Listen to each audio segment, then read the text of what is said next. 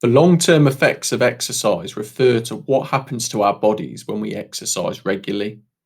For example, if you were to undertake a 6-week training program, then your body will change in a number of ways by the time the 6 weeks is up. These changes are known as the long-term effects of exercise. Let's imagine a rugby player has spent 6 weeks weight training in the gym. There will be a number of long-term effects on their musculoskeletal system. Muscular hypertrophy will have occurred. This is when muscles increase in size and strength. The rugby player will also experience an increase in bone density.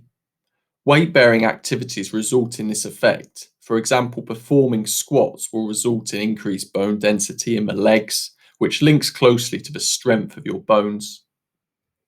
Ligaments and tendons will also become stronger throughout the 6 weeks. Ligaments join bones to bones and tendons join muscles to bones. Strengthening these tissues will result in fewer injuries.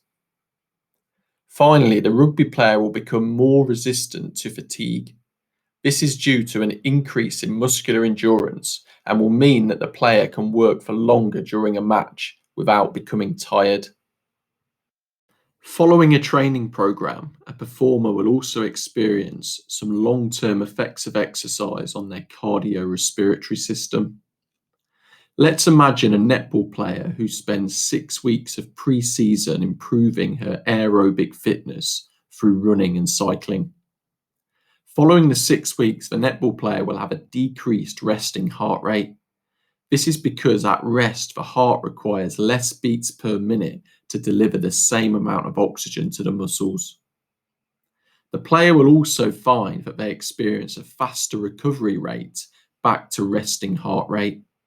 This shows a more efficient cardiovascular system and means the netball player will recover quickly at the end of each quarter during a match. Cardiac hypertrophy will also occur as a result of training. This means that the heart has increased in strength and size. The heart is a muscle, so the more it works during exercise, the bigger it will become. Because the heart is bigger, it can pump out more blood. Stroke volume is the amount of blood pumped out of the heart per beat. As a result of the training program, resting stroke volume will have increased. This means that at rest, more blood is being pumped out of the heart each beat. This is also why resting heart rate will now be lower. Cardiac output is the amount of blood pumped out of the heart each minute, and this is equal to stroke volume times heart rate. A long-term effect of exercise on the cardiovascular system is increased maximum cardiac output. This means that when exercising at full capacity, the heart can now supply the working muscles with more oxygen per minute. In terms of the respiratory system, the netballer will now have a stronger diaphragm and intercostal muscles. This means that more air will be forced into the lungs and therefore more oxygen is available. There will also be an increase in the number of alveoli, as well as an increase in the number of capillaries surrounding the alveoli.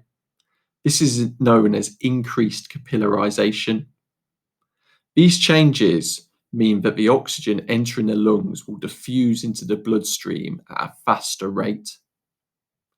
Finally, lung capacity will also increase. This means that the lungs are capable of receiving more air. Therefore, during exercise, more oxygen can be supplied to the muscles. As we have found, there are a large number of long-term effects of exercise on our bodies. Take some time to ensure that you understand each of these effects and that you can explain why they result in greater fitness.